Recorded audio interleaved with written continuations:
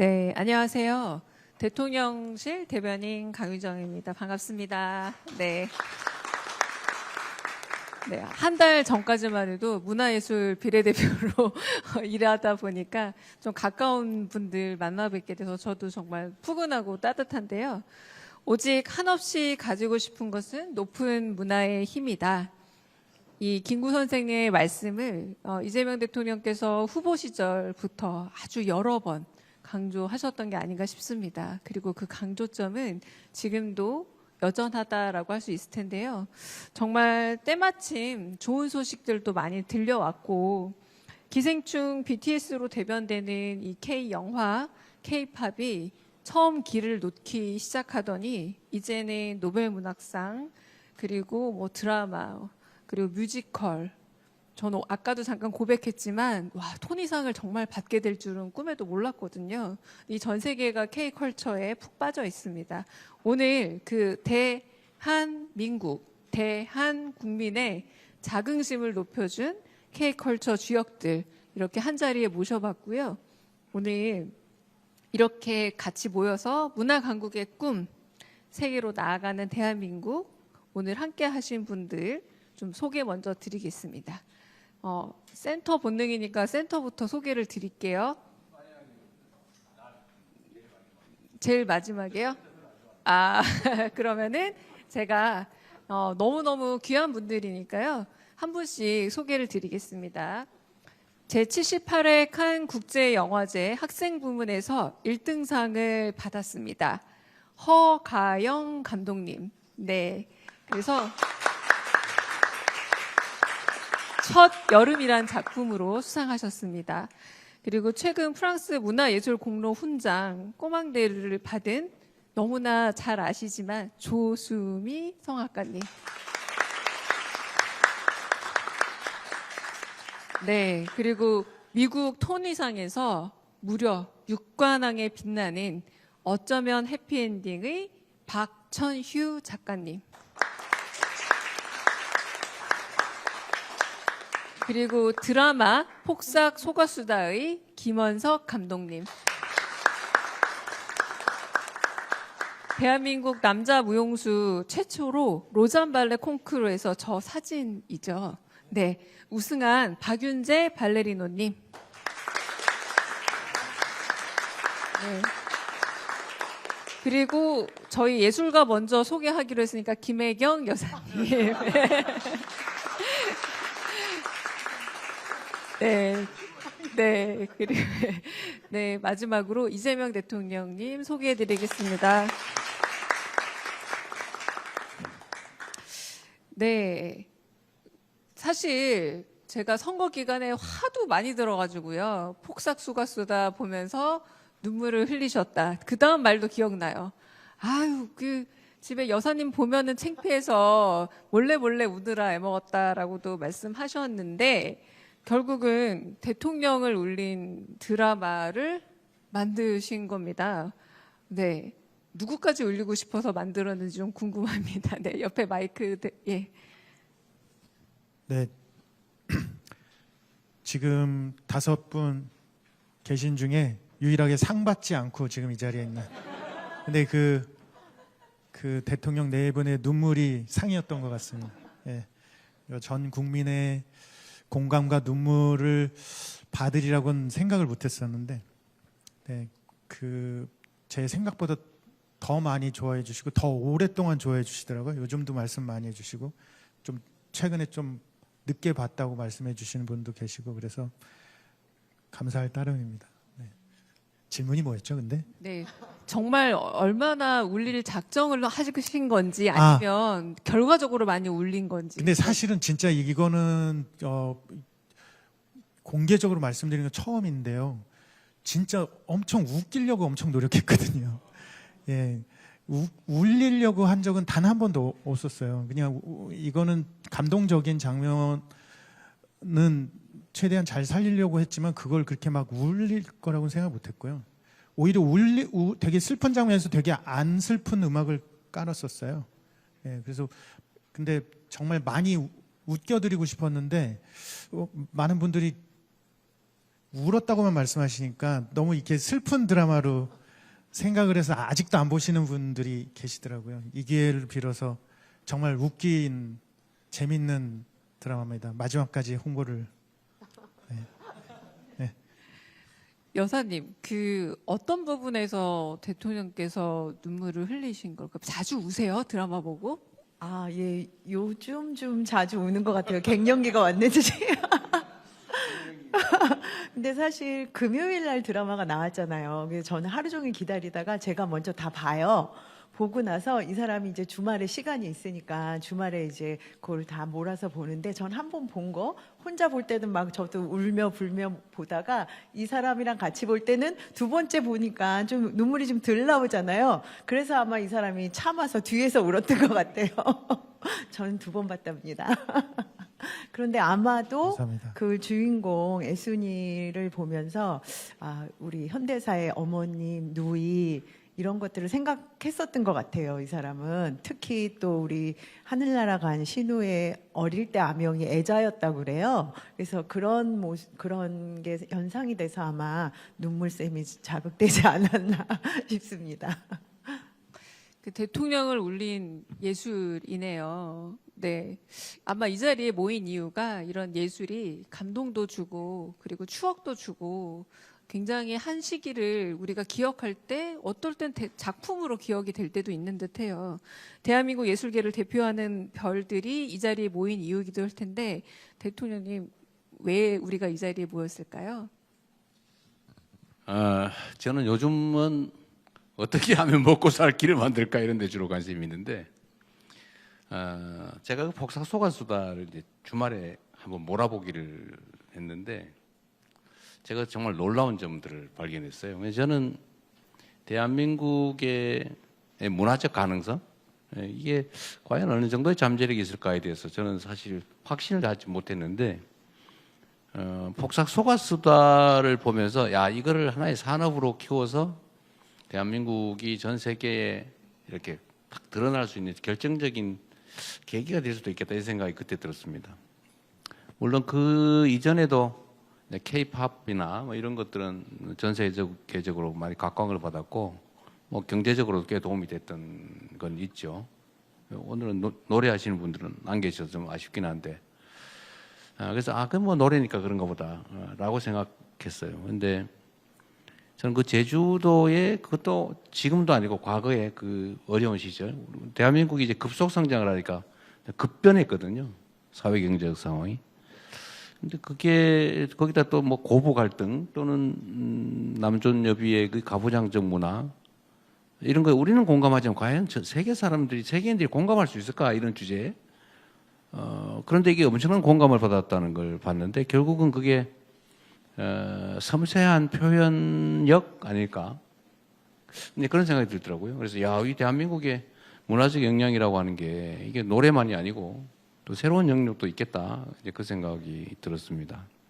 그 전에 저는 대한민국의 음식이 이게 건강식으로는 세계 거의 최강에 속하는데 이게 새로운 가능성이 있겠다 생각하고 있던 차에 드라마를 보고 대한민국의 문화를 대대적으로 키워서 우리 국민들의 일자리도 만들고 또 세계적으로 소위 대한민국의 소프트 파워를 키우는 영향력을 키우는 좋은 소재가 될 수도 있겠다는 생각이 정말 강력하게 들었어요. 그 정말 우리의 실력이죠. 뭐 우는 거야 뭐 저는 당연히 뭐 갱년기라서 그런가 싶었는데 꼭 그건 아닌 것 같고 근데 이게 남미나 뭐 유럽 이런 데서도 그렇게 호평을 받았다고 하니까 이게 정말 큰 가능성이 있겠다. 이거를 어떻게 하면 키우고 우리 국민들한테 문화적인 좀 이렇게 그 높은 수준의 문화를 좀 즐길 기회도 주고 일자리도 만들고 대한민국의 국력도 키우는 수가 될까 하는 그 부분도 계속 고민을 하게 됐는데요. 어쨌든 폭삭 속았수다가 정말 많은 가능성을 보여준 것 같습니다. 그 제가 그 김구 선생을 개인적으로 참 좋아하는데 근데 이분이 이제 그렇게 얘기를 했다고 해요. 우리가 뭐 일제에 강점을 당하고 있기는 하지만 우리가 이 국가의 무력을 키워야 되겠다. 힘을 키워야 되겠다. 그러나 이게 다른 나라를 침략해서 지배할 정도의 무력이 아니고 무력은 우리를 지킬 정도면 충분하다. 또 하나는 그 경제력, 이제 국가의 부라고 하는 것도 우리가 잘 먹고 잘 사는 정도면 되겠다. 그러나 문화는 온 세상에 좋은 일만 하는 거니까 좋은 선한 영향력만 미치니까 정말 강한 문화의 힘을 가진 나라가 되는 게 내 소망이다. 이런 얘기를 하셨다고 해요. 그런데 거의 김구 선생이 말씀하신 문화 강국으로 우리가 들어가는 초입에 서 있는 것 같습니다. 어떨지 모르겠는데 국가 정책적으로 좀 문화 부문에 대한 투자나 지원도 대대적으로 좀 늘리고 우리 자라나는 세대들한테 좀 기회도 좀 주고 그리고 이걸 또 산업으로도 키우고 또 전 세계로 좀 진출해서 대한민국의 문화적 영향력을 키우면 우리가 세계적인 강국으로 선도 국가로 갈 수 있지 않겠냐. 가장 강력한 힘이 되지 않겠냐 이런 생각이 좀 들었습니다. 요새는 그 생각하면은 뿌듯하기도 한데 그래서 지금 문화부 장관을 못 뽑고 있어요. 너무 복잡하게 막 고민하다 보니까 이걸 다 할 수 있는 사람이라 되는데 오늘 여러분 그 고민도 좀 해주시기 바랍니다. 그러니까요. 이렇게 낭중지추처럼 주머니에서 튀어나온 송곳 같은 인물들로 지금 문화 강국이 됐는데 대통령 말씀은 이제 시스템으로 체제를 갖춰서 정말 문화 강국의 토양을 만들겠다는 말씀으로 들립니다. 김원석 감독님 지금 이 극찬을 받았을 때 사실 대통령 내외뿐만 아니라 많은 분들의 극찬을 받고 있단 말이에요. 연출하면서 혹시 가장 이거는 꼭 좀 통했으면 좋겠다. 신경 썼던 부분 있을까요? 지금 말씀하신 거고 일맥상통한데 사실은 엄청나게 그 큰 드라마틱한 사건이 없는 드라마다 보니까 아주 디테일하게 감정을 잘 표현해서 그 디테일한 감정의 공감으로 계속 추진력을 얻어야 되기 때문에 가짜로 보이는 거를 최대한 안 해야 되겠다. 그래서 정말 그러기 위해서 노력했고 그러기 위해서 스태프들이나 연기자분들께서 정말 열심히 노력을 해주셨고요.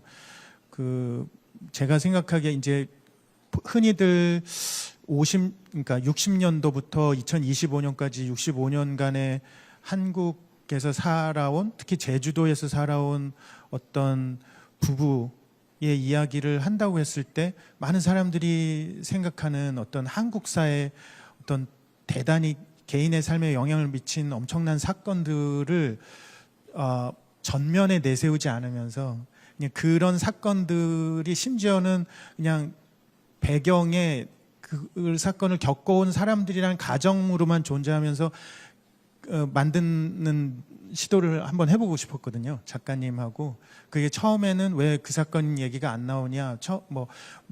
그 시대에 대학을 간 사람이 왜 저런 생각만 하고 있냐. 뭐 이런 비판을 많이 받았었는데 근데 또 거꾸로 나중에 다 보시고 나서는 왜 그랬는지 알겠다. 그리고 기본적으로 사람에 대한 얘기를 하기 위해서 그것이 조금이라도 오해받을 수 있는 여지를 좀 많이 줄이고 싶었어요. 제가 이 자리에서 말씀드려도 될지 모르겠지만 대선 기간에 정말 많은 후보들이 저희 드라마 얘기를 했거든요. 저는 그게 내가 잘 만들었구나. 이게 어떤 정치 지향이 다른 분들도 이 드라마만큼은 내가 느꼈어.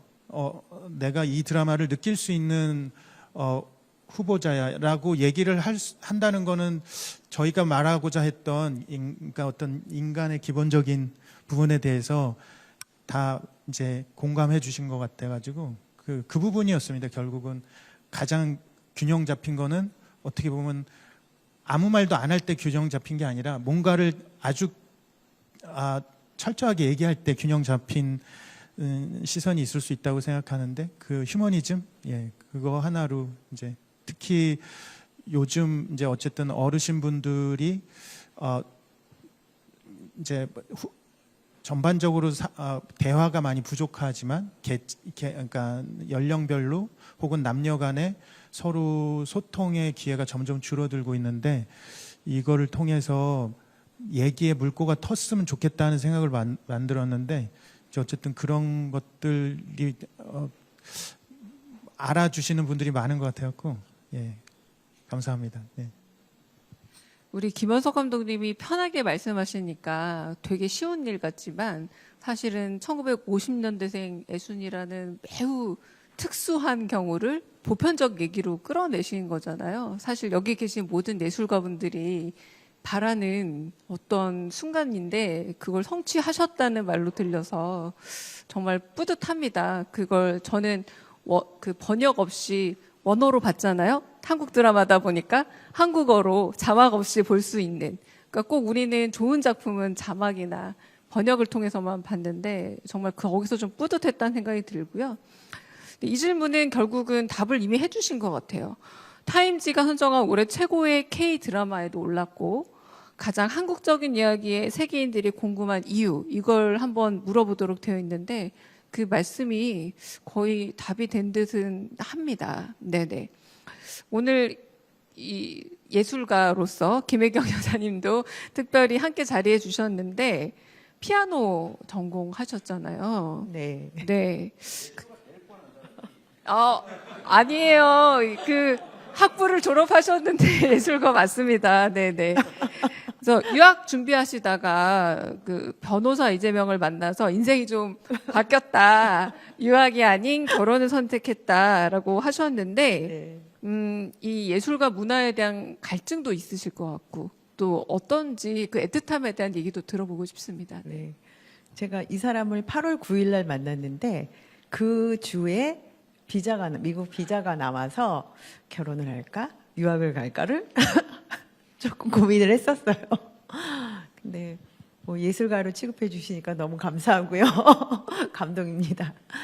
그래서 우리가 신문 기사에서 뭐 로젠 콩쿨 1등, 뭐 어디서 훈장 받으신 분 이렇게 한 줄의 기사로 이렇게 나오지만 그 안에는 정말 그 예술가 한 분이 평생 어릴 때부터 가족들과 함께 고민하고 피땀 흘렸던 그 많은 기록들이 그 한 줄에 있는 게 저는 너무 좀 애석하더라고요. 좀 안타까웠어요. 그래서 이런 분들이 나오면 좀 오랫동안 세러모니하고 오랫동안 이렇게 우리가 존경할 수 있는 기회가 오랫동안 있었으면 좋겠다는 그런 마음이 들었어요. 저는 지금 뭐 완전히 다른 길을 걷고 있지만 또 남편을 통해서 이렇게 열심히 활동하시는 분들을 뒤에서 도울 수 있는 기회가 있어서 너무 감사하게 생각하고 또 관객이 없으면 예술이 또 없잖아요, 선생님. 그렇죠? 그래서 관객의 입장에서도 너무 영광스럽고 잘 즐기고 있습니다. 남편을 키우는 예술을 하고 계십니다. 저도 이제 국회에 있을 때 제가 유일한 문화예술 비례대표였어요. 여야를 떠나서. 그러다 보니까 문화예술에 대해서 어떤 생각이 많이 들었냐면 좀 소개를 해야 한다. 일반 분들에게 많이 소개하고 그 당시 당대표님, 지금 대통령이신 이재명 대통령에게도 많이 소개해 드려야겠다 생각했는데 훌륭한 또 안내자가 가까이에 계시니까 더 많은 안내를 또 기대하겠습니다. 내가 이거 관련해서 좀 말씀을 드릴 게 있는데, 근데 이게 지금 이 자리에 계신 분들이 사실 우리 한강 작가를 좀 초대하고 싶었잖아요. 근데 이분이 이제 대외 활동을 안 하는 걸 원칙으로 정했다고 그 말씀을 하시던데, 사실은 정말로 우리가 번역하지 않은 노벨 문학 작품을 보게 됐는데, 이거 사실은 온 나라에 그 징을 치고 난리를 한번 쳐서 축하해야 될 일이었는데 그냥 조용히 넘어가고 있잖아요. 저는 그런 게 되게 아쉽죠. 그러니까 그게 단순히 그냥 이벤트나 또는 한 사람의 영광이 아니라 온 국민이 함께 즐길 수 있는 정말 중요한 사건인데, 큰 역사적 사건인데 사실 그 정말 아쉽죠. 근데 우리 여러분 수상하신 거는 오늘이라도 박수 한번 많이 쳐주시면 좋을 것 같아요. 네. 조수미 성악가님은 사실은 워낙에 유명하신 분이라 뭐 제가 설명을 더 붙이지 않아도 될 정도지만 또 선화예고로 또 학연이 있다고 듣기도 했었습니다. 네, 학연이. 네, 네, 그 유명한 학연, 고등학교 학연이 있었습니다. 선화예고. 그래서 최근 프랑스 문화예술공로 훈장 중에 이제 최고 등급이라고 하더라고요. 꼬망대를 받으셨는데 한국인으로 이런 상을 받았다는 것에 어떤 느낌이신지 정말 좀 궁금하기도 하고 여쭤봅니다. 네. 자랑스러워요. 우리나라에서 태어나고 우리나라에서 음악 공부를 하고 또 좋은 선생님들 밑에서 제가 바로 유학을 갔었을 때도 어디서 공부했냐는 말을 바로 들을 수 있어서 우리 음악 교육이 정말 대단하구나. 우리 주위에는 정말 좋으신 분들이 제대로 음악을 가르치시는구나. 그런 느낌이 참 강해서 우리나라 교육이 굉장히 중요하다. 그런 걸 느꼈고 물론 제가 처음 갔을 때가 83년도니까 거의 39년 전이니까 그때는 뭐 상상할 수 없는 많은 어려움과 또 뭐 불편리한 점이 많았음에도 불구하고 음악에 대한 열정 그리고 이렇게 혼자 딱 떨어지면은 일단은 뭐 음악을 잘하겠다 뭐 이런 거보다 일단은 굶지 말아야 되겠다. 그래서 참 어떻게 보면 살아남기 위한 그런 게 굉장히 저한테는 중요했었던 3년이었던 것 같아요. 첫 3년. 그렇게 고생을 하고 나니까 저는 웬만한 건 두렵지도 않고 그렇게 살았던 것 같아요. 그런 힘듦과 또 어려움이 앞을 닥쳤을 때 또 우리나라도 아니고 그 당시 굉장히 희귀했던 거의 성악 프리마돈나 오페라에서는 동양인이 없었기 때문에 또 그들보다 훨씬 잘해야 제가 주역을 따낼 수 있었기 때문에 어떻게 보면 좀 치열하게 공부를 했고 그래서 이렇게 그런 뭐 이탈리아나 프랑스에서 이렇게 너무나 중요한 훈장을 받을 때마다 생각이 나요. 이게 훈장이 내가 그냥 내 수미조라는 이름이 유명해서가 아니라 내가 지금까지 걸어왔던 이 길을, 이 힘든 시간을, 그리고 한국에서 저를 응원해 주셨던 부모님들, 팬들, 그런 사람들이 있었기 때문에 제가 함께 할 수 있기 때문에 그저 고맙고 앞으로 뭘 더 잘해야 될까, 우리나라를 위해서 뭘 더 할 수 있을까, 이런 생각이 굉장히 많이 들었어요. 그리고 이번에 굉장히 제가 감명 깊었던 게 제가 작년에 뭐 여러분들도 좀 아시는 분은 아시겠지만 조수미 국제 성악 콩쿠르를 프랑스에서 열었는데 그때 이제 전 세계에서 500명이라는 그 성악가들이 참가하고 1차에서 24명이 이제 붙었는데 그날 저는 아무것도 몰랐는데 그 콩쿠르에 참가했던 아이들이 러시아, 독일, 프랑스 온갖 곳에서 모여서 제가 훈장을 건 순간 아이들이 피아노 앞에 모이더니 아리랑을 불러주더라고요. 그러니까 훈장을 받은 것도 너무 기가 막히고 말도 안 되는 기쁨이지만 그 아이들이 모여서 나를 위해서 아리랑을 불러줬다는 게 이 사람들한테 내가 한국인이라는 게 너무 중요하게 있구나. 그래서 그것 때문에 제가 눈물을 흘렸거든요. 그러니까 그런 거 어디 가서라도 40년 동안 I'm from Korea 이게 굉장히 저한테는 너무나 중요한 정말 하나의 뭐 잊을 수 없는 정말 그리움의 눈물을 흘리면서 매일 자고 아직도 해외에서도 이렇게 제일 먼저 우리나라에 무슨 일이 있는가부터 제일 보거든요. 그러니까 끊을래야 끊을 수 없는 어머니 같은 존재 그게 확실히 있었기 때문에 그 색깔이 확실히 있었고 또 세계에 대한 비전이 있었기 때문에 제가 그런 큰 상을 받을 수 있었고 제가 또 평소 때는 좀 상을 좀 좋아하는 편이라서 여기서 그치지 않고 더 많은 상을 획득해서 돌아오도록 하겠습니다. 너무 대단합니다. 상을 좋아하지만 좋아한다고 다 받을 수는 없거든요. 근데 너무 대단하시고, 전 사실 문화예술 정책을 늘 머리에 둔 사람으로서 조수미 선생님이 유학 초반 3년 목숨 걸고 임했다. 이 말이 너무 귀에 꽂혀요. 다 여기 계시는 모든 분들이 그 초기 3년을 버티는 게 참 쉽지 않고 막 자신을 태워가면서 3년을 버티잖아요. 이제 그 부분에 대한 나중에 이제 우리 대통령께 어떻게 지원해줄지도 한번 숙제로. 제가 하나 궁금한 게 있는데요. 네. 네. 떨려. 네, 아니에요. 걱정하지 마세요. 걱정하셔야 됩니다. 네. 손 줘봐봐. 아니 예를 들면 예술적 재능?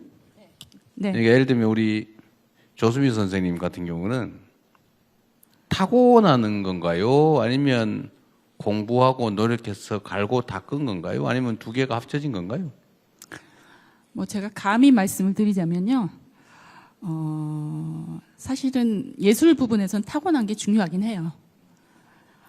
특히 성악 부분에서는 목소리나 또 음악성이나 또 이런 카리스마 같은 거는 좀 공부를 열심히 해도 바꿀 수는 없어요. 타고나면 정말 좋아요.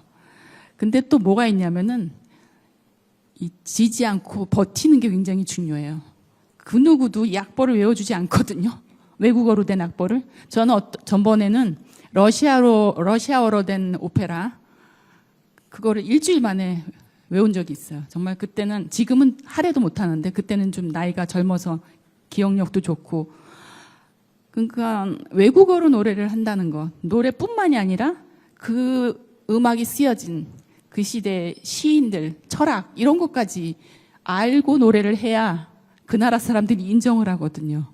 그렇기 때문에 이게 굉장히 힘든 거예요. 특히 기악보다 이 성악이 힘든 게 그래서 제가 자꾸 말씀드리잖아요. 재능이 있는 건 재능이 있으면 정말 좋은데 엄청난 노력이 필요한 거예요. 특히 동양에서 온 사람들, 미국에서 온 분들, 남미 이런 성악가들 보면 유럽에서 태어나고 유럽 무대에 유수된 그런 아티스트들보다 저희는 10배, 100배 더 노력을 해야 돼요. 그렇기 때문에 참 이게 오래 버티기가 힘든 거죠. 네. 그러니까 이게 어쨌든 기본적인 재능 재질이 밑받침돼야 될 테고 그런 사람들을 이제 갈고 닦아서 이제 세계적인 명기로 만드는 거라고 생각이 되잖아요. 그런데 제가 이제 그러니까 이게 사실 우리나라의 예술 교육에 관한 근본적인 문제이기도 한데 그 남미에서 L 시스템인가 뭐 그런 거 했었죠. 왜? 그러니까 가난한 사람들 자녀들한테 이제 악기를 한 개는 다룰 기회를 만들어 주는 거죠. 그걸로 무슨 위대한 예술가가 되지는 않겠지만 기회를 한번 주는 거죠. 기회를. 자기가 어떤 재능을 가지고 있는지도 모르고 평생을 살다 그냥 갈 수도 있잖아요. 근데 한 번의 기회를 만들어줘서 내 안에 있는 가능성을 한번 탐색해 볼 기회를 주는 거. 저는 이게 우리 대한민국 예술 교육에 꼭 필요하지 않을까 하는 생각이 좀 들어요. 성남시에서는 좀 그걸 몇 군데 조금 해봤거든요. 근데 돈이 좀 들긴 하대요, 보니까. 악기나 교육 비용이 상당히 들긴 한데, 어쨌든 그런 것들을 좀 우리 국가 차원에서 한번 해봤으면 하는 생각이 있습니다. 우리 여기 정책실도 제가 생각난 김에 교육 영역에 아주 어릴 때 이제 잠재력을 한번 발견해 보는 거죠. 자기가 뭘 잘하는지 잘 모르잖아요. 그래서 그런 기회를 한번 줬으면 싶은 생각이 듭니다. 그냥 기본적인 자질은 발굴을 해야 될 거 아니에요. 없는 데다 막 강제로 해가지고 되지는 잘 않을 것 같아요. 너무 좋은 말씀이신 것 같고요. 제가 늘 생각하는 게 그 certain artist가 한 사람이 그 나라에서 태어나면 그 사람이 그 나라의 국격을 높여요. 그러니까 이 한 아티스트가 굉장히 키우는 것도 중요하긴 한데 제가 관심 있는 부분은 우리 국민 전체의 그런 문화적인 수준이나 교양이 높아졌으면 얼마나 좋을까. 그래서 예를 들어서 부산에서 이번에 콘서트홀이 지어졌죠 이미. 그 콘서트홀을 축하하기 위해서 그 시민 공원에서 콘서트를 하는데 돗자리를 깔고 가족끼리 와서 먹고 즐기면서 정명호 선생님이 하는 지휘, 제가 하는 노래 3만 명이 넘게 왔어요. 3만 명이. 그분들이 다음날 하는 말들이 너무 행복했다. 이제 월요일날 내가 다시 즐겁게 일하러 갈 수 있겠구나. 그러니까 지금 대통령님께서 말씀하신 그게 단지 그 한 학생의 소질이나 음악적 수양을 깨닫는 것도 중요하지만 그런 악기나 합창단이나 같이 노래하면서 춤을 추면서 그들이 어른이 됐을 때 예술에 대한, 음악에 대한, 삶에 대한 기쁨과 하나의 빛이 되는 거죠. 이 예술과 음악 활동을 통해서. 그런 거를 우리 교육에서 조금만 더 반영이 됐으면, 특히 우리나라처럼 입시도 있고 아이들이 스트레스에서 정말 헤어날 수 없는 정도로 어려운 시간을 뭐 모두 다 겪으셨고 지금도 겪고 있지만, 이런 기본적인 노래함, 춤추는 것, 아이들에게 뭔가 새로운 거를 해보게 하는 것, 그리고 같이 모여서 노래하는 것, 이런 게 너무너무 저한테는 중요하다고 생각을 하고, 저희 같이 이렇게 예술을 하는 사람들이 많이 그런 기회를 만들어줘서 그분들이 우리를 찾게 하고 좀 더 그분들이 생각을 못했던 거를 느끼게 하고, 문장도 글도 한마디면 된 거 아니에요? 글을 읽으면서 이 문장을 딱 읽었을 때 깨닫는 그거, 어디 콘서트에 갔을 때 그 하나의 멜로디, 눈물을 흘리거든요. 그런 게 너무 한 개인으로서는 중요한 경험인 것 같아서 정말 이번에 그 말씀해 주신 거 저는 100% 환영하고요. 많이 좀 도와주셨으면 좋겠습니다. 안 불안하시죠? 저는 지금 너무 기뻐요. 든든합니다. 이 타고나는 것이냐 길러지는 것이냐라는 조수미 선생님의 그 질문에 대한 답에 격하게 옆에서 계속 고개를 끄덕이면서 조수미 선생님의 말씀에 계속 다 맞는 말이야 맞는 말이야라고 고개를 끄덕였던 로잔 발레 콩쿠르에서 우승한 박윤재 발레리노님인데, 강수진님, 박세은님 잘 알고도 있지만 남자 무용수로서는 처음이었어요. 그리고 어리다라고만 알고 있는데 무용수로서 또 그 16의 나이는 또 어떤 건지도 사실 궁금합니다. 네. 무용수로서 이제 외국 무용수를 기준으로 들자면 벌써 16살, 만 16살 때부터 메이저 발레단에 들어가고 자신이 원하는 발레단에 들어가서 벌써부터 꿈을 펼치고 있는 아이들이 있어요.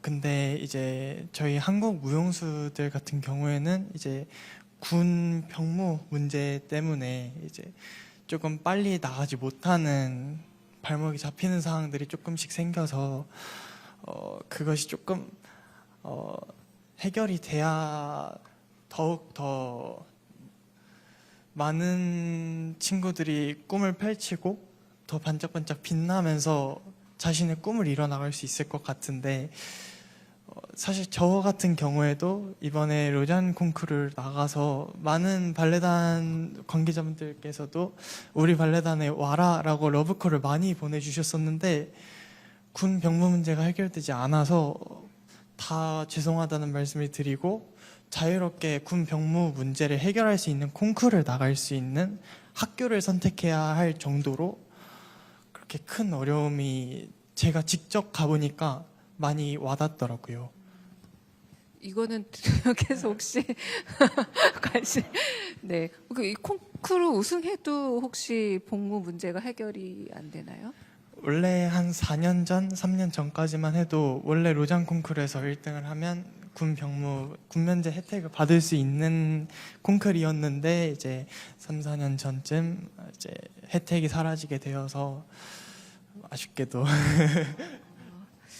고민이 필요한 부분이긴 한데, 이 러브콜이 세도했는데 어디 갈지 혹시 정하셨어요? 네, 저는 아메리칸 발레 시어터의 산하에 있는 발레 학교로 들어가게 되었습니다.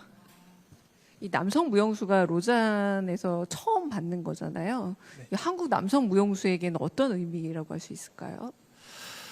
사실 동양인은 발레 자체가 이제 서양 무용이다 보니까 피지컬적으로나 아니면 정서적인 스토리 같은 것들을 많이 이해하기가 다 귀족 사회, 귀족 문화 약간 그런 느낌을 배경으로 다 작품이 만들어져 있기 때문에 이해하고 보여지는 무용이다 보니까 많은 피지컬적인 부분에서 불리하다, 약간 인정을 받지 못할 것이다 라고 다들 말씀을 하셨었는데, 이제 이번에 가서 좋은 상을 받게 되면서 동양인 남자도 이제 서양에 가서 서양 무용으로도 서양인과 같이 경쟁을 할 수 있다라는 거를 조금 사람들에게 알릴 수 있는 그런 기회였던 것 같아요. 제가 조금 잘 모르고 용감한 질문을 해볼게요. 키가 185라고 하고요. 저는 그 다리로 얘기가 많이 되는 걸 봤어요. 아니, 우리 박윤재 발레리노가 근육질 다리로 굉장히 유명하더라고요. 근데 그게 오히려 불리한 건가 봐요. 발레리노로. 불리하다라고는 말씀을 드리기는 조금 어려울 것 같고요. 사실 사람마다 보여지는 무용이기 때문에 이 사람은 이런 몸을 좋아하고 이 사람은 이런 몸을 좋아하고 각자의 개성이나 매력이 있듯이 이 사람은 나는 저렇게 남성적인 면이 있고 이렇게 되게 멋있는 남자가 좋다. 아니면 나는 저렇게 우아하고 백조 같은 그런 남자가 좋다. 그러면은 이제 사람마다 좋아하는 매력이 너무나 다르기 때문에 단점이라기보다는 각자의 개성 차이라서 이제 취향이 그리고 정말 조금 유치한 질문 하나 더 해볼게요. 어렸을 때 혹시 축구 교실 안 다니셨어요? 저는 공놀이를 매우 싫어했습니다. 아, 보통 이 또래 아이들이 여자 아이들은 발레를 보내고 남자 아이들은 그냥 무조건 좀 축구 그 클럽에 보내기도 했는데 그러면 하루에 막 12시간, 13시간 연습했는데 즐거우셨던 거세요? 네, 저는 계속 노력해서 안 되는 것을 딱 깨달았을 때 너무 그게 행복하더라고요. 사실 저는 공놀이를 되게 못해요. 스포츠 같은 거를 엄청 못해서 그냥 나는 그 시간에 내가 좋아하는 무용을 해서 더 그런 성취감을 얻고 싶다라는 생각이 들어서 그냥 마냥 학교에서도 발레만 생각했던 것 같아요. 진짜 영화 빌리 엘리어트에서 봤던 그런 빌리였군요. 네, 78회 칸 국제영화제에서 정말 꿈을 위해서 달리다 세계 인정을 받은 분 한 분 더 계십니다. 칸에서 이제 학생 영화 부분이 라시네프에서 첫 여름으로 1등을 차지했습니다. 허가영 감독님이랑 호칭은 어때요? 이제 익숙하세요? 네. 사실 이제 제가 이번 작업 때 정말 대선배 배우님들이랑 정말 운이 좋게도 이렇게 작업을 했었는데 이제 항상 이렇게 선배님들께서 허감독 이렇게 불러주셔서 익숙하지만 그래도 이제 제가 영화를 한 지 얼마 안 된 영화인이어서 아직 어색하기도 합니다. 네. 근데 이 영화 제가 봤거든요. 그런데 지금 20대시잖아요. 네, 그렇습니다. 그런데 되게 나이가 지긋한 어르신의 삶을 그려서 속에 할머니가 들어앉았나? 뭐 이 생각도 들었고 조금 약간 남다른 이야기를 그리셨어요. 사실 많이 관객분들이 깜짝 놀라시더라고요. 제가 너무 생각보다 어려서 이렇게 많이 놀라시곤 하는데, 그러니까 이 이야기의 출발점은 이제 저희 외할머니이셨고, 그러니까 제가 이제 저 학부 시절에 이제 공부를 하다가 이제 할머니를 인터뷰를 하게 됐는데, 이제 할머니가 저는 항상 이상한 여자처럼 생각을 했었거든요. 그러니까 제가 할머니와 이제 동거를 하던 시절이 있었는데 단 둘이서 이제 그때 할머니가 저한테 밥 한 번을 안 차려주시고 그러니까 매일 밤 마스크팩을 이렇게 하시는데 제가 손녀인데도 한 장을 안 나눠주시는 거예요. 그래서 저 이상한 여자는 뭘까? 왜 나를 사랑하지 않을까? 이제 막 이런 생각을 하다가 이제 기회가 닿아서 인터뷰를 하게 됐는데 할머니와 정말 어색했어요. 그래서 요즘 어떻게 지내세요? 이렇게 여쭤보니까 내가 사실 남자친구가 있는데 남자친구가 연락이 두절돼서 걱정이 돼가지고 수면제 먹고 잔다 이러시는 거예요. 근데 이제 그 인터뷰가 거의 한 5-6시간 정도 이뤄졌었고 이제 집에 오는 길에 그 얼얼한 감각이 있더라고요. 내가 청년으로서 혹은 그냥 대한민국의 어떤 한 정말 특정한 생애 주기를 사는 사회인으로서 내가 여성 노인에 대한 어떤 시선이 굉장히 편협적이었구나. 이제 이런 출발로부터 이제 시작이 됐습니다. 이 영화가. 네. 대통령님은 30에 뭐 하고 싶으셨어요? 30 되기 전에. 서른 되기 전에 우리 뭐 했죠? 결혼했어요. 내가 29살에 결혼했죠. 네. 그 결혼하기 전에는 이 사람하고 결혼하는 게 목표였고 네네. 어떻게 하면 결혼할까? 우리 허가연 감독님은 30이 되기 전에 꼭 영화를 찍고 싶으셨답니다. 훌륭하십니다. 네. 왜 꼭 우리는 30이 서른 되기 전에 장가가는 게 꿈이었는데. 일단 저는 사실 비전공자이고요. 영화과를 나오지 않았고, 그래서 굉장히 외로웠어요. 그러니까 주변에 영화 할 동료도 없었고, 영화를 가르쳐줄 선생님도 없었고, 그러니까 영화라는 매체가 굉장히 가깝지만 또 멀게 느껴져서, 나는 감독이 되고 싶고, 이야기를 쓰는 사람이 되고 싶은데, 어떻게 하면 할 수 있을까, 내 위치에서 이제 이런 고민을 하다가, 이제 결심을 했던 게 내가 5년이라는 시간을 내게 주고, 이 5년이라는 시간 동안 성과를 내지 못하면 다시 뭔가 다른 길을 찾아봐야겠다 이런 생각을 했었습니다. 근데 그만큼 제 안에 어떤 들끓는 이야기가 많았었고 그 이야기를 꼭 세상과 이제 연결되고 소통하면서 내놓고 싶었습니다. 네. 저는 우리 감독님이 어쨌든 두 번째 작품이라고 그래서 예, 맞습니다. 아까 약간 실망했는데 약간 다른 이유가 있어요. 사실은 저는 영화계에 관심이 좀 많은 편인데 이것도 역시 어떻게 하면 더 많은 사람들이 기회를 얻을 수 있을까 이런 거와 관계되어 있거든요.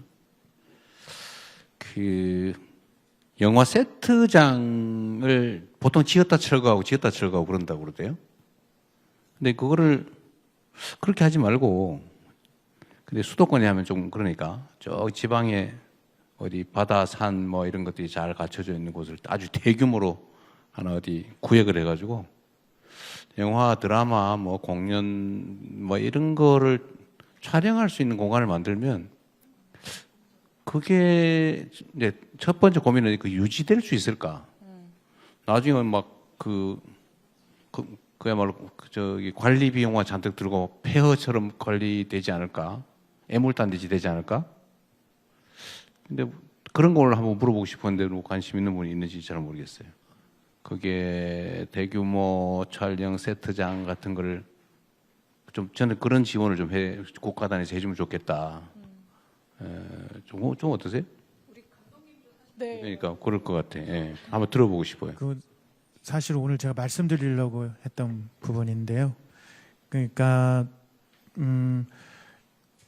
우리나라 드라마 제작 환경 그리고 드라마의 역사에 비해서 제대로 된 세트장, 특히 사극 세트장, 예를 들어서 경복궁을 제대로 이제 잘 만들어 놓은 제대로 된 경복궁 세트장, 혹은 경복궁 앞에 광화문, 그 앞에 육조거리, 말씀하신 대로 이거를 만들려면 엄청난 큰 규모의 이제 돈이 드니까 보통 이제 정전, 근정전, 인정전 세트가 부안에 있고요.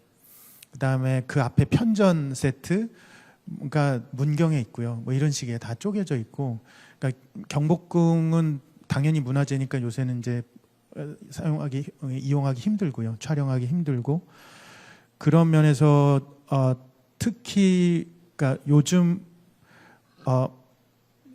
글로벌하게 한국의 문화 중에 이제 조선 시대의 약간 문화들이 굉장히 많이 이제 많은 분들이 알아가고 그래서 조선 시대를 배경으로 한 사극도 우리나라에 원래 인기가 있었고 하지만은 그 세트장이 제대로 된 게 없어요. 그러니까 예를 들어서 중국의 이제 헝디엔이라는 곳에 대규모 자금성 세트 처음에는 다른 세트장 들어왔고 그거 옆에 또 짓고 해갖고 지금은 엄청나게 큰 세트장이 있거든요. 그 시는 그 세트장으로 이제 먹고 사는 거죠. 그리고 예를 들어서 상하이에는 와이탄을 그대로 재현한 상하이에 이제 와이탄이 있고 그 옆에 세트장에도 와이탄 거기 가서 이제 암살이라는 영화가 거기 와이탄 세트장에서 찍었고 그러니까 우리나라의 예를 들어서 대한제국 시기를 찍을 법한 뭐 그래서 화신백화점이라든지 무슨 그 종로통이라든지 명동통이라든지 이런 데를 찍을 수 있는 공간이 없어요. 예, 지금은 다 낡아가지고 부천에 일부 있고 합천에 일부 있는데 다 낡아서 중국은 그거를 건축 자재를 써서 그게 실제 건축물처럼 오래 가거든요. 근데 우리나라는 어떤 특정한 영화나 드라마를 위해서 합판으로 짓고 그거를 말씀하신 대로 허물지 않고 그냥 그냥 관광 수입으로 지자체에서 이렇게 운영하다가 이렇게 이제 그러다가 이제 낡으면 다시 이제 부수는 그런 시기예요. 예를 들어서 폭삭 소가수다도 그 50년대 60년대 제주 마을을 찍어야 되는데 그거를 돌담길이라든지 제대로 만들어 놓고 다 헐었거든요. 왜냐하면 놔둘 수 없는 곳에 그게 안동의 아파트 단지에 유휴부지에다가 지은 거라서 지금 거기가 아마 공원이 그 아파트 단지에 공원으로 조성이 돼 있다고 그러더라고요. 그냥 시민들 휴식 공간. 그래서 제 생각에는 요거와 관련해서는 만약에 대통령님 의지가 있으시다면 여러 가지 아이디어가 있을 수 있는데 보통 요새는 말씀하신 대로 예를 들어서 전체 경복궁을 다 일단 못 지을지라도 특정 건물을 일단 어떤 드라마를 통해서 혹은 드라마나 영화를 통해서 특정 건물이 꼭 필요하다. 광화문 앞에 광화문과 근정전이 필요. 그러면 그 구역에 해당하는 것만 일단 짓고 그 이제 예를 들어서 제대로 짓고 다음에 또 다른 그 영화나 드라마가 그 옆에 또 짓고 경복궁을 조금씩 이제 보강해 나가는 거예요. 제 생각은 그게 지금 헝디엔이 만들어진 과정이거든요. 중국의 세트장이. 그래서 만약에 그렇다면은 지금처럼 조선시대 사극이 계속 뭐 방송국사별로 1년에 한두 개씩 꼭 방송이 되는 걸로 보면 그러면 적어도 조선시대 세트장은 제대로 된 경복궁과 육조거리는 나오지 않을까 하는 생각이 들어요. 그래서 그 얘기를 사실 드리려고 그러니까 방송 영상 산업 발전을 위해서 어떤 제안을 할 게 있냐고 물어보시더라고요. 사무관님이 제일 먼저 들었던 생각이 일단 세트장. 그 세트장이 원래 남양주인가 어디 있다가 그게 이제 타산이 안 맞아서 없어져 버렸죠. 없어졌습니다. 그 땅값이나 이런 것 때문에 그랬을 텐데 예.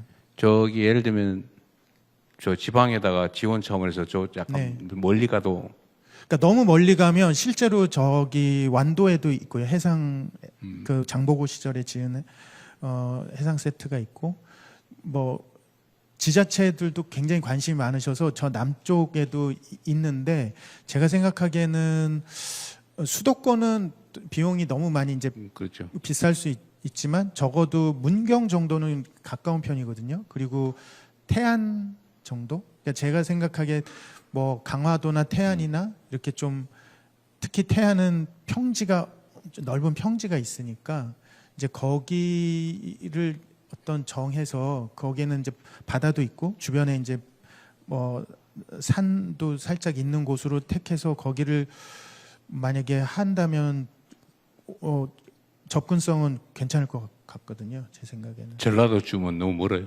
전라도도 전남은 너무 좀 멀 것 같습니다. 제 전남 분은 제 아버님 너무 눈치 보지 마세요. 아버지가 무안 지난번에 가셨던 무안이신데 알겠습니다. 전라도도 남도는 좀 멀 것 같고요. 전라북도에서도 좀 충청도에 접한 부분 그쪽은 가능하지 않을까요?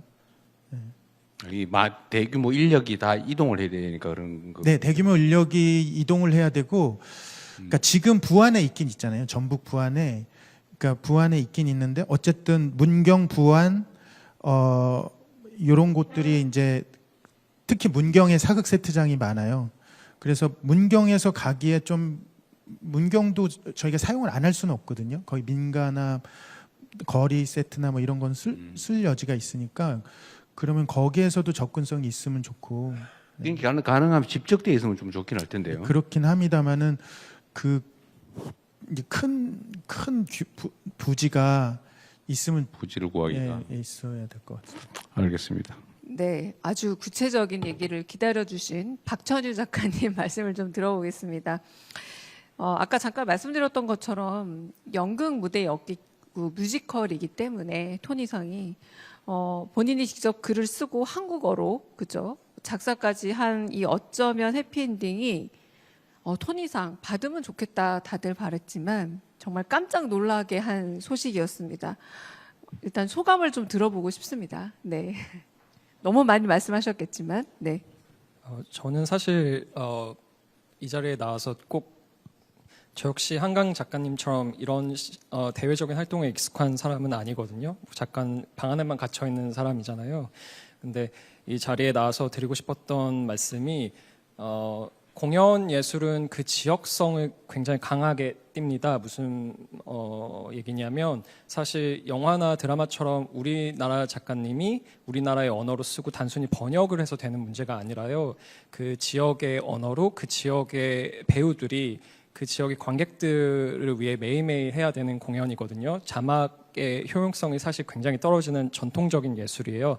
제가 가능했던 이유는 저와 함께 지금 17년째 가장 가까운 친구이자 저의 창작 동업자로 함께하고 있는 미국인 출신 작곡가 윌 에런슨 덕분이거든요. 저희가 한국에서 이 공연을 처음 썼고 한국에서 시작했지만 미국에서 활동을 할 때는 어디까지나 그 지역 출신인 윌의 역할이 굉장히 컸어요. 그래서 너무 기쁘지만 사실 저 혼자만의 힘으로 된 건 절대 아니고요. 그래서 제가 부탁드리고 싶었던 건 어떤 그 뉴욕 같은 경우는 뉴욕의 극장과 자매 결연을 맺어서 거기 뉴욕에도 공공 극장들 굉장히 많거든요. 정부의 지원을 받는 극장이라든지 뉴욕시의 지원을 받아서 제작비를 얻어서 작품을 올리는 극장들이 있는데 한국의 공공기관이라든지 혹은 사설 제작자들도 그런 자매 결연을 맺어서 좀 긴 호흡으로 이게 공연 몇 년씩 걸리는 사실 영화나 드라마보다도 되려 더 오래 걸리는 작업들이거든요. 그리고 학교에서도 예를 들어 한국의 학교가 미국의 학교와 공연 프로그램과 자매 결연을 맺어서 학생들도 교환 학생을 보내고 교수님들도 서로 왕래를 하고 자주 굉장히 오래 서로의 언어의 장벽을 뛰어넘어서 서로 함께 작업해야 되는 공동 예술입니다. 저 역시 윌과 함께 그렇게 친하게 작업을 하다 보니까 한국에서뿐만 아니라 미국에서도 그렇게 작업이 가능했던 거고요. 그런 식의 지원이 구체적으로 있다면 많은 한국 작가님들이 저처럼 유학생이 아니었더라도 세계화할 수 있는 공연을 만드는 기회들이 생기지 않을까라고 개인적으로 생각을 해봅니다. 대통령께서도 이 토니상 수상 소식을 듣고 취임한 지 얼마 안 됐던 바로 그 근처였는데 SNS에 직접 축하 메시지도 남기셨고, 감사합니다. 네, 그리고 축전도 보낸 걸로 알고 있는데 이제부터 조금 진짜 정책 이야기 조금 더 깊이 들어봤으면 합니다. 혹시 박천유 작가님 조금 더 제안할 내용이 있으실까요? 제가 네. 너무 급하게 다다다 말씀을 드려버렸네요. 네. 사실은 그 부분이 가장 중요한 것 같아요. 공연이란 건 정말 여러 명의 힘으로 다 함께 만드는 거거든요. 저 혼자만의 고집으로 되는 게 아니고요. 만약에 다른 분들과 함께 하지 않는 직업을 택했다면 차라리 소설가라든지 아예 시나리오 작가라든지, 왜냐하면 시나리오를 쓰고 나면 감독님에게 맡기니까. 하지만 공연 극작가 같은 경우는 매일 연습실에 가서 배우들이 요청하는 수정사항을 들어주고 고쳐주고, 연출님이 요청하시는 수정사항을 들어주고 고쳐주고, 이런 작업을 적게는 몇 달에서 길게는 저 같은 경우는 9년을 했거든요. 어쩜 해피엔딩 같은 경우는 총 합쳤을 때 그런 작업이 필요한 부분이에요. 그래서 사실은 뭐 6개월, 뭐 1년 이런 지원으로는 해결이 되지 않는 호흡들이고요. 그래서 뭐 10년 정도의 지원을 바라는 것까지는 아니지만 뭔가 서로 교류할 수 있는, 작가가 방 안에만 갇히지 않고 내가 만약에 한국의 이야기를 가지고 해외에서 공연을 하고 싶고자 하는 꿈이 있다면 그러면 그 현지의 작가들, 현지의 연출님들, 현지의 배우님들, 이런 분들과 서로 왕래하면서 교류할 수 있는 거는 저희 나라가 정부적으로 도와주셨으면 하는 마음이 있어요. 제가 얼마 전에 브로드웨이에 이제 공연을 올리고자 열심히 문을 두드리는 젊은 아르헨티나 작곡가와 얘기를 나눈 적이 있어요. 그래서 1대1로 얘기를 하는데 그분도 저처럼 맨 처음에 유학생으로 미국의 뉴욕에 가서 열심히 일을 해서 영주권까지 따서 현재 10년 넘게 사신 분인데 너무 힘든 거예요. 제작비를 구하기도 너무 힘들고, 그리고 남미의 언어로 노래를 몇 곡을 부르고 공연 중에도 그런 공연을 썼는데 이걸 올려줄 브로드웨이 제작자를 찾는 게 쉽지 않다. 너의 경우에는 어떻게 했냐라고 얘기를 하더라고요. 근데 저의 경우에는 사실 처음에 이 공연을 개발할 수 있었던 게 한국에 있는 우란문화재단이라는 비영리 단체에서 지원을 해줬거든요. 공연을 쓸 때까지 도움을 주고 그 다음에 뉴욕에서 관계자분들을 모아놓고 낭독 공연을 하면서 이 공연을 선보일 수 있는 기회까지 주셨었어요. 그래서 나의 경우에는 한국에서 그런 지원이 있었다. 아르헨티나 같은 경우에는 그런 게 없냐 했더니 경제적으로 너무 어렵기 때문에 그런 지원은 꿈도 못 꾼다고 하더라고요, 사실. 그래서 저는 되게 한국이라는 나라가 저에게는 굉장히 많은 도움을 준 나라고요, 사실은. 그리고 해외에 나가 있으면 느끼는 게 우리가 굉장히 부유해진 나라거든요. 지금 물론 이 나라 안에만 계신 분들에게는 더 마음에 안 드는 것 투성이로 느껴질 수가 있지만 막상 해외에 나가면 저보다 더 가난한 나라 출신들이 이제 너무 많아진 거예요. 저는 마치 부잣집 아이처럼 느껴졌어요. 처음에는 그렇지 않았지만 이제는 그렇거든요.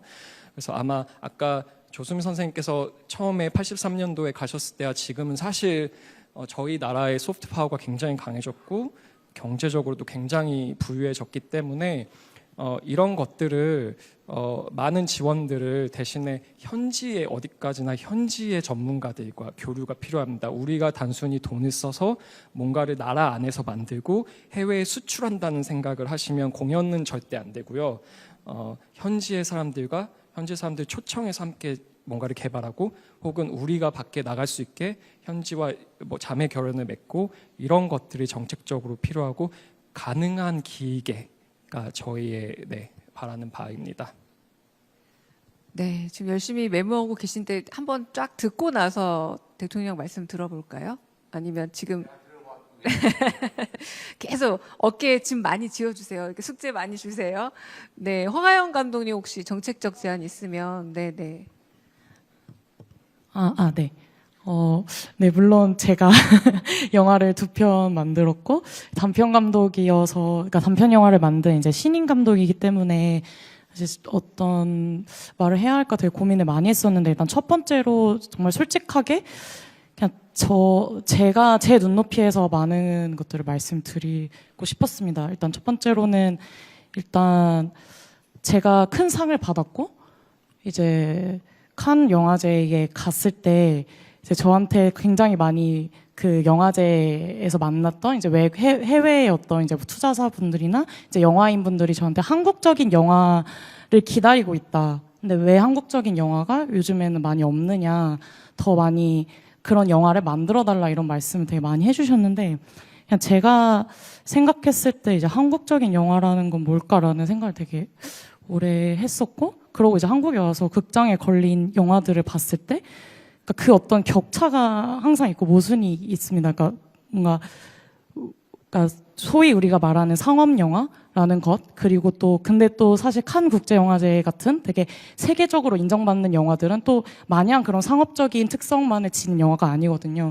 근데 저는 이제 영화학교에서 너의 개성과 너의 목소리와 너의 특색을 담은 영화를 만들어라 라는 이야기를 듣고 교육을 받았지만, 또 막상 이제 산업에 나가면 저의 그런 색깔보다는 어떤 상업 그리고 시장에 대한 어떤 초점이 맞춰지고 감독들이 또 개성을 잃고, 그러다 보면 사실 또 그런 세계적인 영화제에서 인정받는 영화가 줄어드는 어떤 그런 악순환이 있다고 저는 생각이 듭니다. 그래서 영화 시장의 어떤 자본이 굉장히 기형적으로 지금 투자가 되고 있고, 사실 제가 프랑스에서 봐서 되게 놀랐던 거는 영화진흥회와 같은 CNC 같은 그런 이제 국가 산하의 기관이 있어요. 그러니까 근데 이제 그 CNC 같은 경우는 이제 영화를 넘어서서 어떤 영상, 드라마, 뭐 시리즈, 그리고 뭐 심지어 쇼폼까지 그런 모든 영상 매체를 관할을 하고, 실제로 창작자들이 그 모든 영역을 넘어서 지금 활동을 하고 있는데, 한국은 사실 정책적으로 약간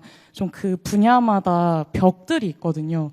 그래서 이제 그런 것들이 조금 허물어지고, 대신 영화의 고유성을 지키면서 이제 거기 그 영상 산업 자체의 어떤 자본들이 어떤 영화의 다양성을 지킬 수 있는 정책들로 좀 투자나 정책으로 이어졌으면 좋겠다. 그러니까 소위 말해서 오징어 게임 같은 그런 엄청나게 잘된 시리즈의 자본에서 이제 세금처럼 이렇게 CNC는 뛰더라고요. 그래서 이제 그 자본을 가지고 이제 어떤 영화 아주 예술이나 독립적인 어떤 성향에 맞춰진 영화들의 대신 좀 높은 예술성을 가진 그런 영화들에 또 투자가 되고 이제 그러면서 그 예술, 그러니까 영화가 예술로서 남을 수 있는 어떤 기반이 계속 보존되고 있다고 저는 프랑스에서 느꼈는데 사실 한국은 그렇지 않다고 느끼고 있고요. 그런 게 신인 감독들에게 굉장히 큰 어떤 장벽처럼 느껴지기도 합니다. 그리고 네 그렇습니다. 그리고 정말 마지막으로 제가 이제 이렇게 비전공자로서 이 자리까지 올 수 있었던 거는 그 한국영화 아카데미와 같은 교육기관이 있었고 저는 정말 한국 정부의 그 세금을 받아서 영화를 찍었습니다. 그래서 그거에 대한 어떤 자부심과 감사함이 항상 있고요. 근데 저희 학교가 이제 부산으로 이전을 하게 되면서 학교에 물도 많이 새고 환경이 많이 안 좋습니다. 그래서 항상 이제 그 지원금이, 그러니까 뭐 학교의 지원이나 이제 영화인에 대한 육성이 줄어들고 있다라는 그런 경각심과 불안감이 항상 있고요. 그래서 그런 부분들이 조금 좀 이렇게 잘 이루어졌을 때 또 저와 같이 아무것도 없었던 저에게도 기회가 생겼지 않습니까? 그래서 그런 부분들을 꼭 알아주셨으면 좋겠습니다. 감사합니다. 네, 메모가 점점 앞장을 다 채워가고 있는데요. 네, 조수미 선생님, 혹시 대통령께서 네, 네. 조금 더 적으신데요. 네, 조수미 선생님 말씀 듣고 말씀 또 듣겠습니다. 네.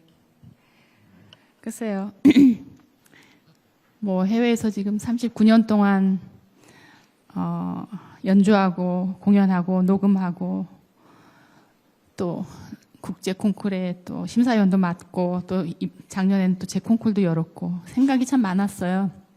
근데 하나 제가 확실하게 말씀드리고 있는 건 우리 한국인들은 재능이 참 많다. 정말 예술적인 사람이다. 우리 한 사람 한 사람이 다 예술가다. 저는 그렇게 느껴요. 그래서 일단 우리의 이 예술성을 우리의 끼를 정말 재밌고 또 행복하게 발산할 수 있는 게 꼭 필요해요. 우리한테는. 그게 우리 민족이 가진 하나의 너무나 큰 자랑스러운 것 같아요.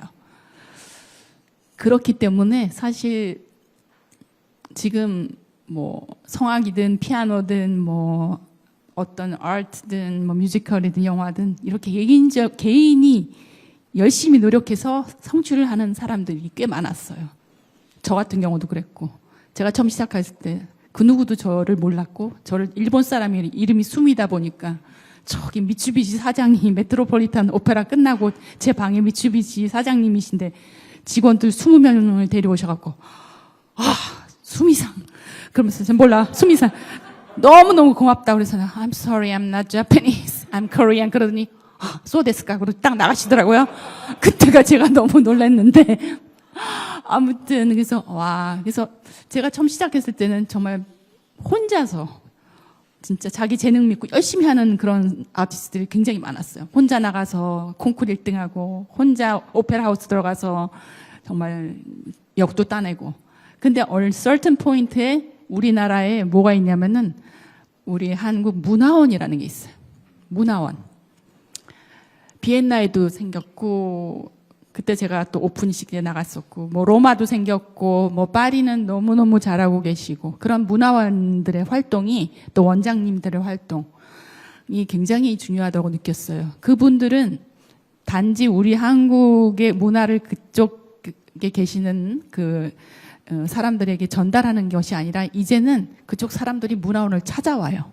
배우고 싶어서. 그게 너무나 큰 지금 하나의 뭐라 할까요? 그들에게는 중요한 것 같아요. 문화원에 들어오면 한국에 대해서 모든 걸 알 수 있어요. 그래서 저는 그것이 가장 큰 최근에 제가 느꼈던 큰 기쁨이고요. 그다음에 예술 활동은 근데 어쩔 수가 없어요. 아까 뭐 서포트 얘기하시고 스폰서십 얘기하셨는데 너무 중요해요. 중요한데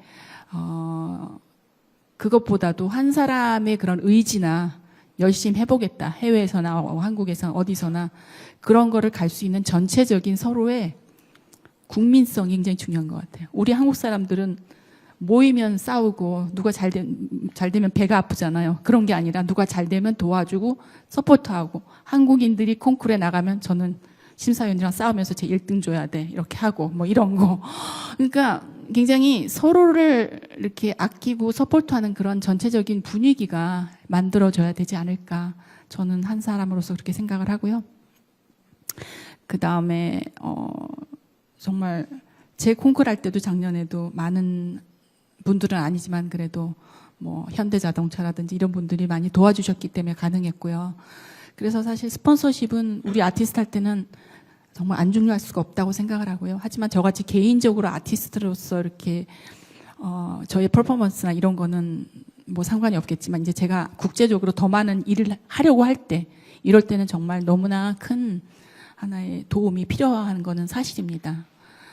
그래서 그 말씀도 좀 드리고 싶었고 또 우리 전체 우리 대한민국 국민들이 흥겹게 재밌게 그래도 음악이나 이런 예술 활동이 그렇게 어렵지 않게 액세스가 될 수 있도록 그런 게 우리 아티스트들부터 마음 심적으로 또 정말 도움을 이렇게 주실 수 있어서 꼭 개인적인 그런 뭐 독창에 아니면 뭐 무슨 그런 자기 자신의 그런 거보다도 그런 것도 하겠지만 다 같이 모여서 뭔가 좋은 기회를 주고 나눌 수 있는 그런 거를 좀 자리만 깔아주시면 우리들이 가서 할 수 있는 그런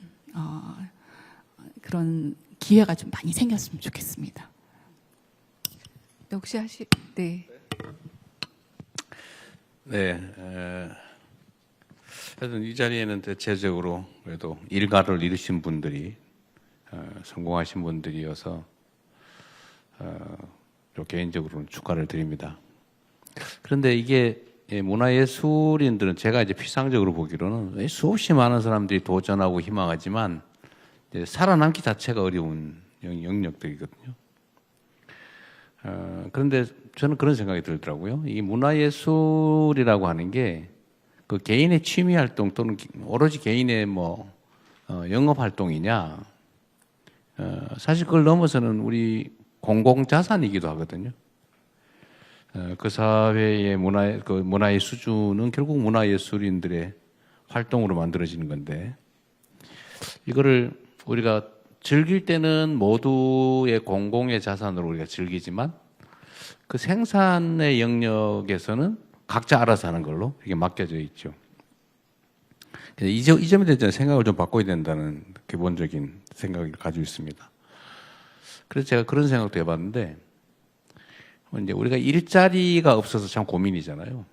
그래서 사람들은 돈을 벌기 위해서 일하기도 하지만, 자기를 실현하기 위해서 뭔가를 하면서 거기서 일정한 소득이 보장된다면 행복한 사람들이 많죠. 그게 대체적으로 문화예술인들 같아요. 근데 그런 문화예술인들의 문화활동이라고 하는 거는 결국은 우리 또 전체 삶의 수준을 올리는 그런 공적인 기능을 하죠. 그래서 우리가 이제 문화예술에 대한 지원을 그냥 그 어려운 문화예술인들을 불쌍하니까 도와주자 이런 차원이 아니고, 사실 우리 사회의 전체 수준을 높이기 위한 일종의 투자다 이렇게 생각을 좀 해줘야 될 것 같아서 제가 이제 문화예술인 기본소득 같은 걸 도입하자. 아주 제가 그 생각을 왜 했냐면 과거에 정말로 문화예술을 사랑하는 사람인데 너무 먹고 살기 어려워가지고 그분이 가끔씩 저한테 하소연을 했거든요. 옛날에 성남에 있을 때 그 노래하는 사람들, 이 사람들이 야 진짜 나는 한 달에 30만 원만 있으면 정말 창작 활동하면서 행복하게 살겠는데 그것 때문에 못해서 좀 슬프다 이런 얘기를 제가 들어서 그때부터 이 사람이 문화예술 활동을 활발하게 해주면 옆에 있는 나라도 즐거운데 저 사람이 과연 그 문화예술 활동을 계속 이어갈 수 있을까 생각을 했는데 결국은 일찍 돌아가시더라고. 너무 힘들었었던 것 같아요. 그런 걸 보면 우리가 이제 우리 조수민 선생 말씀하시는 것처럼 우리 대한민국 국민들의 정말 문화예술 자질은 정말로 뛰어나고 이제 그게 이제 조금씩 이제 드러나는 것 같아요. 거기에 국가도 좀 투자할 필요가 있다는 생각이 많이 들었습니다.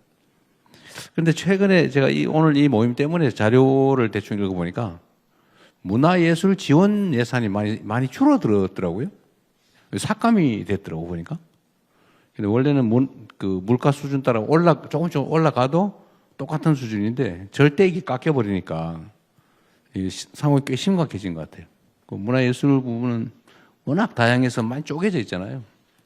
그 몇억, 몇십억 이런 게 막 삭감이 돼가지고 되게 어려운 상황인 것 같습니다. 그건 조금 저희가 감안해서 반영해야 될 것 같고요.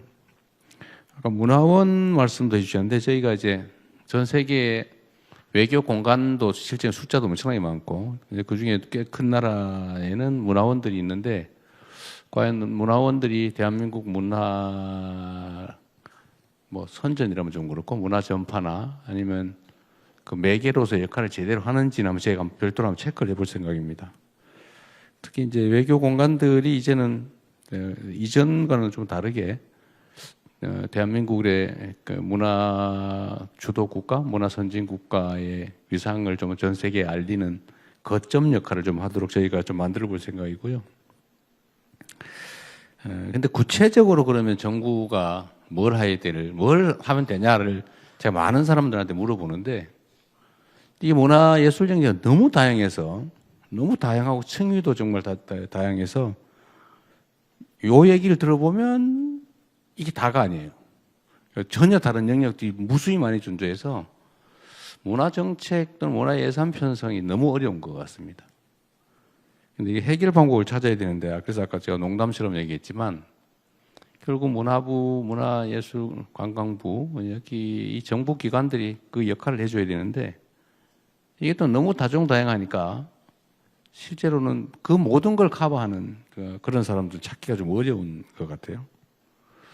그래서 여러분들한테 좀 부탁을 드리고 싶은 거는 여기 계신 분들이 좀 바쁠 테니까 각 분야에 관여하는 분들이 좀 집단 토론을 한번 해가지고 뭐 몇십 명이 모여서 뭐 맨날 며칠 하든지 해서 좀 우선순위 그다음에 중요도 이런 것들을 좀 평가를 해가지고 이 부분에 대한 문화적 지원들을 좀 어떤 예산 지원이든 정책적 지원이든 좀 하라는 걸 정해주면 좀 어떨까?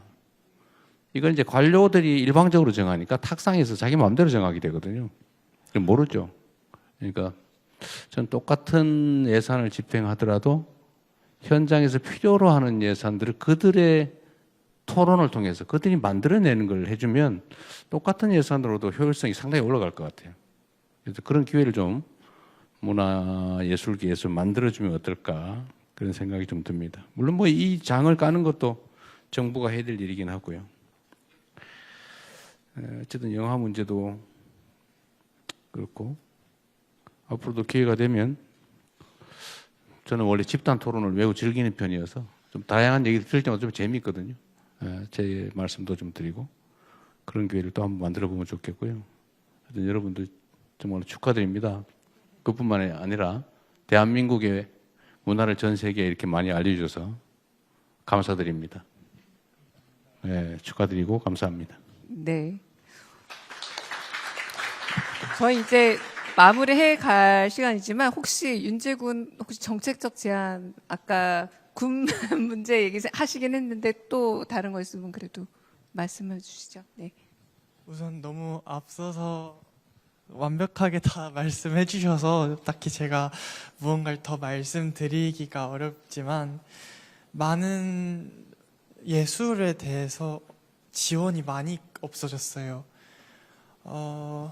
저희 같은 경우에는 제가 아직까지 해외를 나가거나 그렇게 해외를 나가서 직접 경험해보고 일을 해보지는 못하였지만 조금 발레나 아니면 무용, 음악, 미술 같은 것들이 조금 진입 장벽이 너무나 높은 예술이다 보니까 사실상 쉽게 그렇게 모든 사람들이 다 예체능을 경험할 수가 없거든요.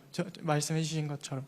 그래서 최대한 많은 친구들이 어릴 때부터 직접 예체능, 예술에 직접적으로 이렇게 가까이서 보고 경험할 수 있는 그런 기회들을 조금 더 만들어 주시고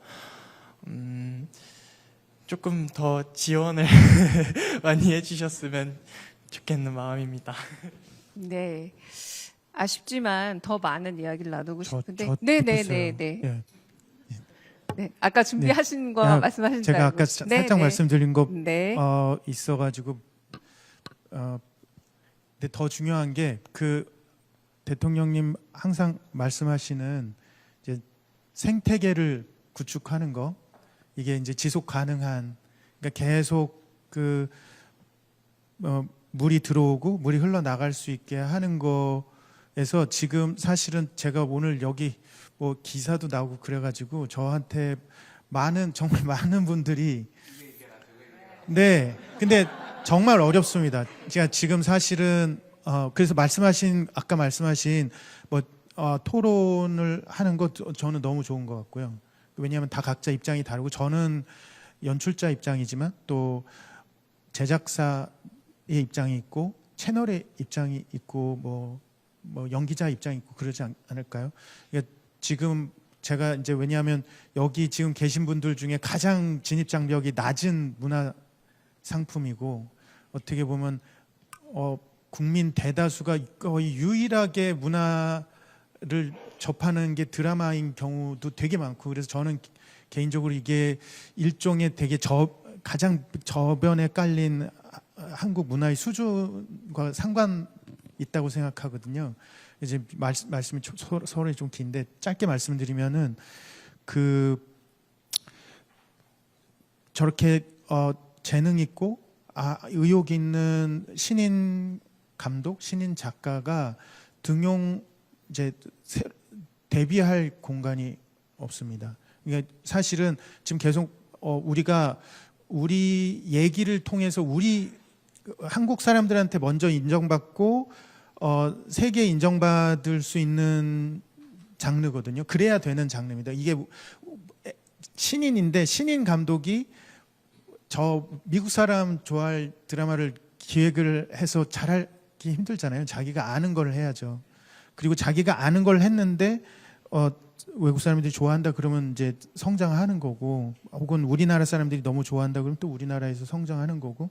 그래서 지금 제가 꼭 말씀드리고 싶었던 거는 그런 생태계 구축과 관련된 논의를 그런 집단 토론을 통해서 했으면 좋겠어요. 그게 저는 가장 중요한 게 등용문이고, 그리고 단막극에 대한, 그러니까 단막극은 단막 영화도 포함됩니다. 그리고 그것이 그런 공모만 많이 없어진 게 아니고 지금은 단막극 공모는 KBS하고 CJ 오펜이라는 곳에서 하는 두 군데밖에, 나머지는 다 시리즈물을 공모를 하거든요. 근데 단막극을 통해서 아주 정말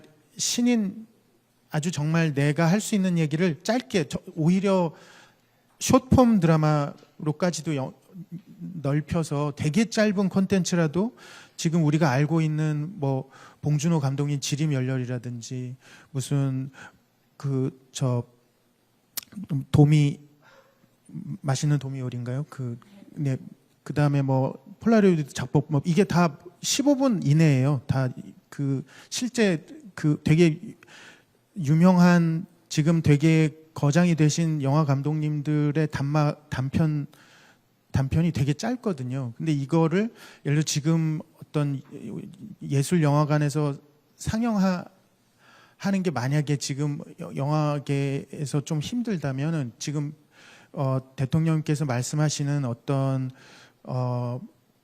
국민 OTT 채널을 말씀을 하셔가지고, 그게 사실은 되게 회의적으로 보는 분들도 많아요. 사실은 글로벌한 OTT의 상대가 되겠냐.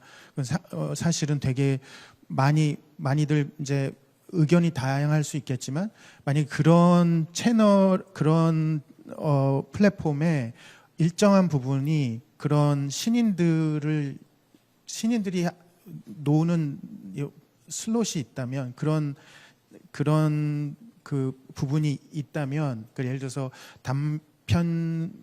단막극을 통해서 데뷔한 작가를 거기서 등용하든지 어떤 영화 아카데미를 안 다녔다 네. 하더라도 네, 죄송합니다. 말이 길어지죠. 네. 네, 네, 그렇습니다. 네. 그래서 단막극에 대한 자 시계를 보시 죄송합니다.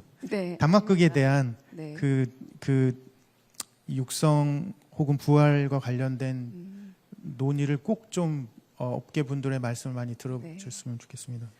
네, 말씀 잘 들었습니다. 그러니까 단막극 그리고 뭐 단편 영화 그리고 우리만의 OTT 플랫폼에 대한 말씀해 주셨는데 지금 옆에 앞에 계신 저희 김영목 적재실장님과 그 문진영 사회수석님의 어깨가 이제 계속 숙제로 쌓여가고 있다는 걸 이제 제가 이제 목격할 수 있는데 사실상 다 중요한 말씀이시라는 생각이 듭니다. 혹시 그 대통령께서 조금 더 보태실 마지막 마무리 말씀 있으면 오늘은 아쉽지만 사실은 저희 예상했던 시간을 좀 훌쩍 넘겨서 진행하고 있는 거거든요. 그래서 마지막 말씀 좀 청해 듣고 네. 정리해 보겠습니다. 그러니까 뭐 사실 저 같은 사람한테 이런 거 어떤 대책이 있냐 물어보면 사실 황당한 거죠. 우린 비전문가들이어서 제가 생각해낼 수 있는 건 명확하게 한계가 있는데 제 경험을 얘기를 해보면 어쨌든 제가 성남시장일 때 이 독립영화 제작 지원 예산을 제가 처음으로 편성을 해가지고 뭐 그때 한 3억 정도였던 거예요. 경기도에서도 제가 그 액수 좀 일정액을 편성해서 심사를 해가지고 시나리오가 좋으면 이제 액수를 정해가지고 뭐 예를 들면 2천만 원 지원 팀, 뭐 1,000만 원 지원 팀, 5천만 원 팀, 뭐 이렇게 1억 지원할 팀이 갈라가지고 이제 지원받는 심사해서 선정이 됐는데 그게 꽤 그 인기가 있었던 것 같아요. 그 중에 뭐 꽤 유명한 수상작도 나오고. 근데 이런 이제 경쟁에 의한 지원 방식 뭐 이런 것도 한번 해보고. 근데 어떤 게 좋을지는 결국은 현장에 있는 여러분들의 아이디어가 진짜 중요하거든요.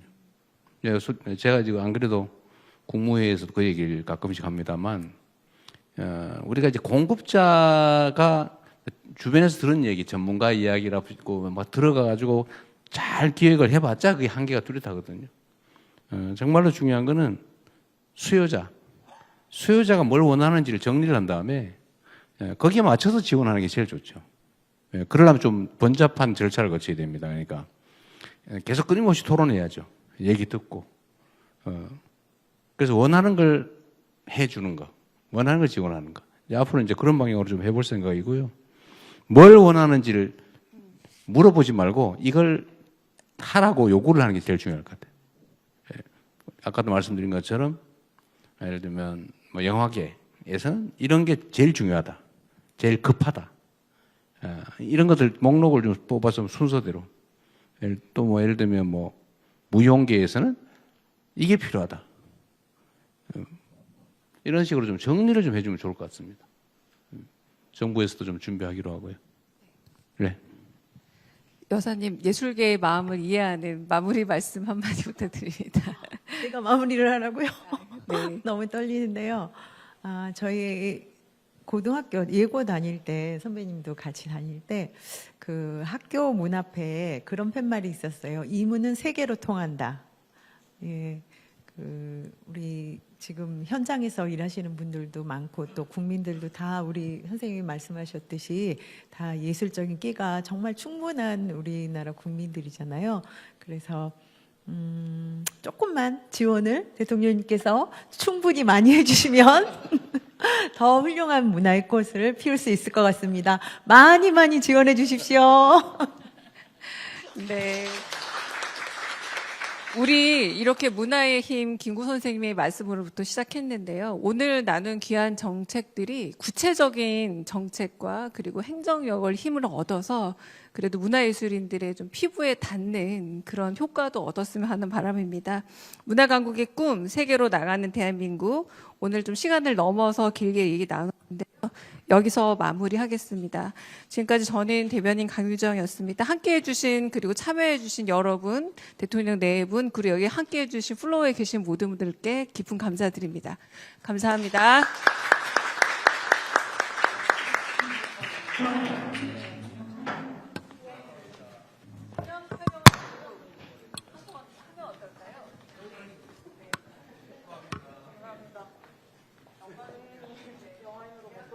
그 말씀 꼭 드리고 싶었는데.